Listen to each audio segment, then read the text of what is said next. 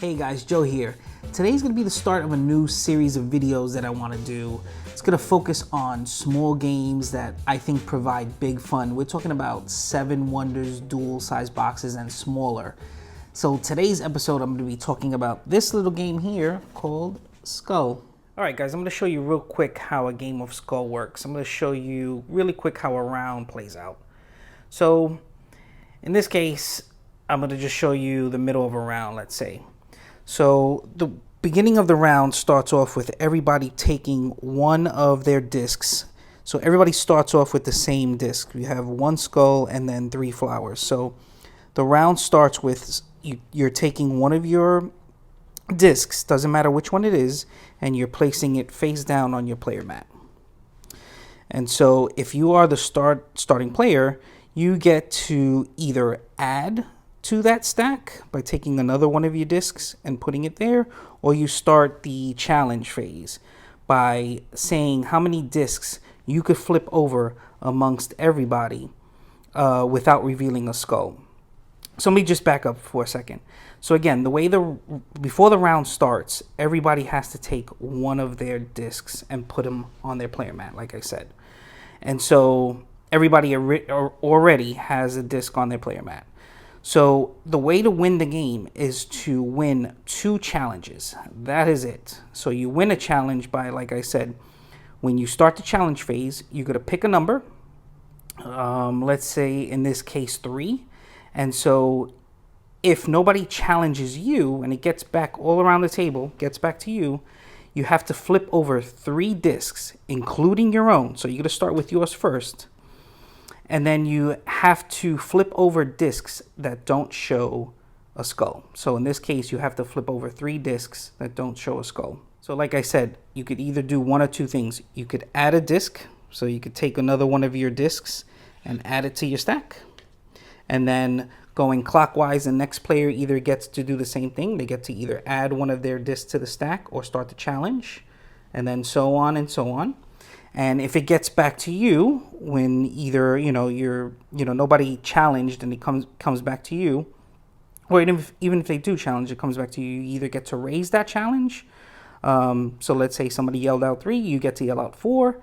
Or if they added, let's say this person added to their stack and it comes back to you, you get to either add to that stack or challenge as well.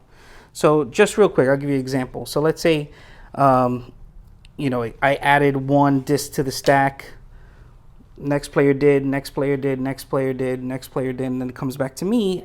Let's say I start challenging. So now I just yell at a number and I say 2. So if nobody challenges my 2, let's say nobody raises it to 3, then by the time it comes back over to me, I have to flip over these discs. Again, starting with mine, and cannot reveal a skull. So let's say, for instance, I said 3, nobody challenges me. I start flipping over these discs. Again, starting with my own. So that is 1.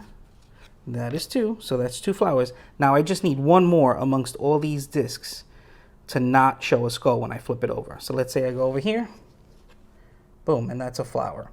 So perfect. So if I win the round, in this case, I would have won the round. I flip over my player mat to show that now it's on the black side. 1 more challenge and I win. Now, if I did, let's say for instance, flip over a skull like that, then I have to shuffle my discs. And what's going to happen is somebody at random is going to pull one of my discs out. So it's going to, minimize my options here, possibly pull my skull. And so as the game progresses, people could maybe pick up on the fact that there's a chance I might not have a skull, so they're not worried about my bidding or my adding. And so, again, the bluffing comes into play, pushing your luck comes into play, the table banter, it's just a lot of fun. You guys should check this game out. So this game was first introduced to me at the Dice Tower Retreat in December of 2018. Now, I've heard of the game before. I just never got around to play it. Nobody I knew had it, so never got onto any tables that I was at. So when I was at the retreat, after all was said and done, this was Sunday night after the library was closed down, a friend of mine that I met at the retreat had some small box games, and he brought them all out and decided to give this game a try. But let me tell you, it was one of the highlights of the retreat for me. We had a full player count of 6. Again, it was quiet on a Sunday night. We still had the room where the retreat took place. We sat down around the table. Again, this is an awesome bluffing game, push your luck style game. And so sitting around with strangers and just having that banter back and forth and trying to trick people, game is so much fun in that kind of setting. And I've also taken it to office parties. We've had office game nights, and this is a hit there as well. People keep asking for me to bring it back out. Games last really quick. They could go 15 minutes, they could go for longer. Depends on what kind of group you're in, or what type of players are at the table. But in those kind of settings, it works well. Like, for instance, conventions.